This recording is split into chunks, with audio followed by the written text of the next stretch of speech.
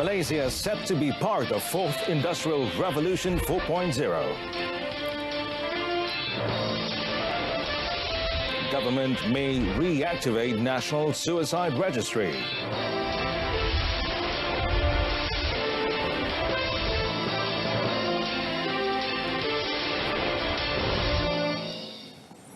Hello and good afternoon. You're watching News on 2 with me, Muhammad Amin Carlos. Now, the government intends to develop Malaysia to be part of the Fourth Industrial Revolution of 4.0, also known as IR 4.0, and use modern technology to its advantage. Speaking at the ASEAN-South Korea Commemorative Summit, Prime Minister Tun Dr. Mahathir Mohamad said among the most promising industries in Malaysia are information technology, or IT, and new technologies. Tun Dr. Mahathir said younger generation in the country need to be educated and exposed where they were more familiar with the new values, new strategy of doing things and new kinds of business. So our intention is to make Malaysia part of the great new industrial revolution. Of course, we may be a little bit behind many others, but we intend to catch up with other countries. We want to be a country that can use modern technologies to its advantage. When asked about policy changes brought about by new government as well as the country's transformation plans, the Premier said Malaysia has always been welcoming towards foreign countries and investors, and this is still relevant despite the change in the government. We would be very friendly, especially with countries which can invest in Malaysia, and we will be very friendly towards business people. That is our main policy.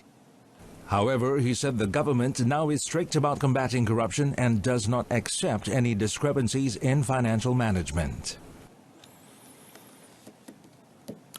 Well, the government is reviewing proposals to reactivate the National Suicide Registry. And Deputy Prime Minister Dr. Wan Azizah Wan Ismail said the move following the worrying trend regarding pressure and mental problems with the Ministry of Health, or KKM, reporting of 356 suicides, which took place between 2014 and June this year. Elaborating further, she said the Ministry of Women, Family and Community Development, KPWKM, had trained as many as 10,840 friends of KPWKM or peer support counsellors to strengthen the guidance system in the community. However, she said the important thing was for individuals and families to always be sensitive and willing to get health assistance, including mental health. Let's talk about healthy minds, okay? Tujuan untuk menggalakkan mereka yang berhadapan dengan masalah kesihatan mental untuk memberitahu masalah mereka tersebut kepada keluarga serta rakan mereka. Penting kalau kita ada rakan-rakan untuk kita berbincang, kita bercakap.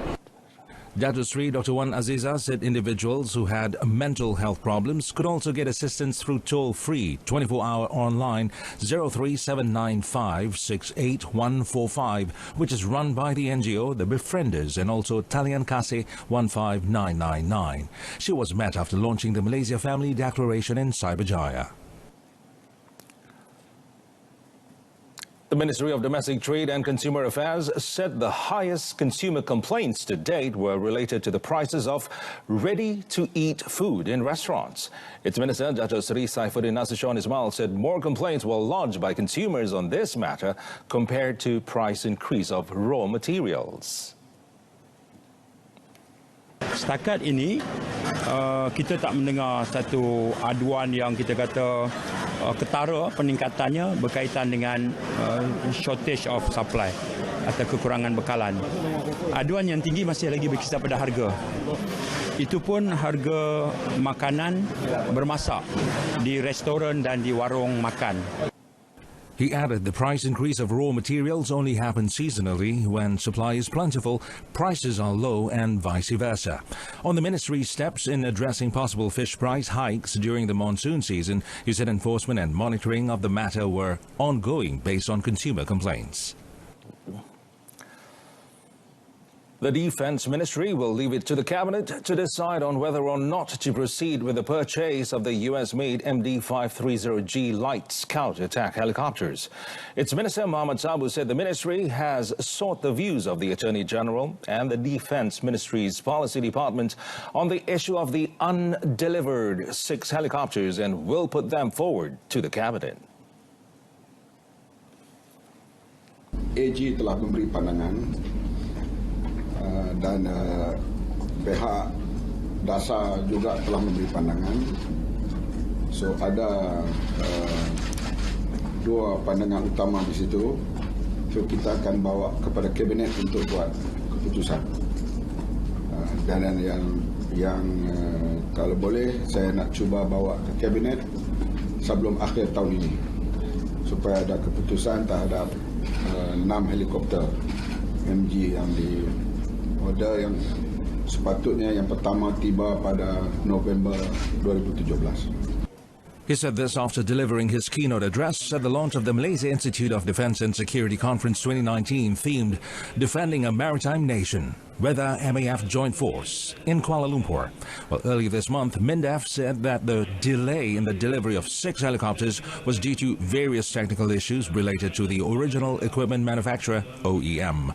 In another development, Mohammed said the Defence White Paper will be tabled in Parliament on 2nd December. Minister in the Prime Minister's Department, Dato' Sri Dr. Mujahid Yusof, has called on the Malaysian Anti-Corruption Commission, MACC, to investigate allegations that an officer of the Malaysian Islamic Development Department, or JAKIM, has requested 50,000 ringgit for the registration of a halal meat processing premises in the capital. And Dato' Sri Dr. Mujahid Yusof said he also had no objection to the MACC investigating JAKIM officials based on an article claiming that one of its officers in the Halal Department was involved in corruption. Kami menyambut datang ke bahagian halal JAKIM untuk buat siasatan. Sebab ini penting untuk saya selaku menteri yang menjaga JAKIM membuka benda itu secara open. Saya tidak ada nothing to hide. Dan ini lebih buruk ialah menjejaskan nama baik certification halal JAKIM yang diterima di seluruh dunia. He said this when asked on an article entitled Malaysia's Halal Crisis, published by the Asian Sentinel website on 10th October, claiming that JAKIM staff were riddled with problems such as inefficiency and integrity issues. Dato' Sri Dr. Mujahid said it was an allegation intended to damage JAKIM's image as there was no solid evidence to back up the allegation. Malaysia's furniture exports are expected to rise 1% this year against 7.79 billion ringgit recorded in 2018 on the back of continued demand from customers despite global economic uncertainties. Primary Industries Minister Theresa Kok said locally made furniture still attracts high demand, especially from the United States, Japan and Europe.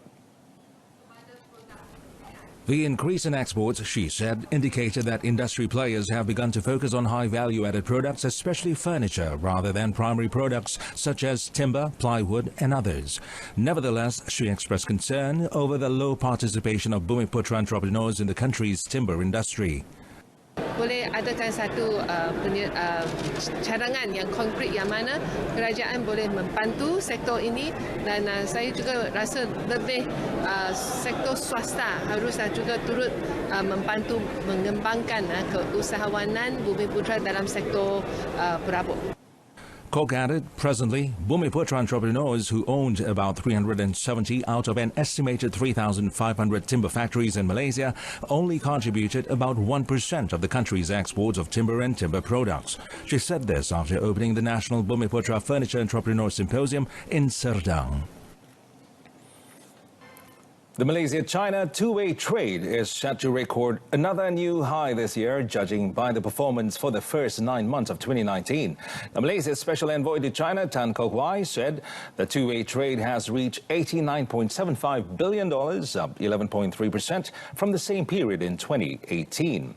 Well, Tan added the total trade hit a record high of $108.6 billion last year, which is 683 times compared with $159 million in 1974, the year when both countries first established formal diplomatic ties. Well, he said the relationship between Malaysia and China is still moving forward on the right track and set to become deeper, better and stronger. He also expressed confidence that the number of Chinese tourists to Malaysia could break the 3 million mark based on the first 6 months' performance. Now, Tan said last year, 2.94 million visitors from China came to Malaysia, an increase of 29% from 2.28 million the year before. And while for the first 6 months of this year, more than 1.5 million Chinese tourists had visited Malaysia, which was an increase of 6.4% compared to the same period last year. We begin the sports segment with the 2019 SEA Games. Now, men's football kicked off on Monday at the 2019 SEA Games in the Philippines, with Malaysia and Myanmar playing to a 1-1 draw in Group A in Manila. Myanmar opened the scoring in the 13th minute when So Mo Kiao headed in a corner kick to make it 1-0. Malaysia equalized in the 24th minute when Akhir Rashid latched on to a defensive giveaway, then found Hadi Fayyad in front of the goal to make it 1-1 at the break. Malaysia controlled the attack in the second half, but Adam Nur Azlin was denied by the crossbar in the 64th minute. Then a final effort by Hadi Fayyad was headed just over the goal 2 minutes from stoppage as the match ended 1-1. The 30th SEA Games opening officially starts with the opening ceremonies on 30th November and will run through 11 December. That concludes this afternoon's edition of News on 2. In our top story, government to develop Malaysia to be part of 4th Industrial Revolution 4.0. We'll be back at 7 this evening for more updates on happenings here and around the world. Till then, I'm Muhammad Amin Carlos, and a very good afternoon.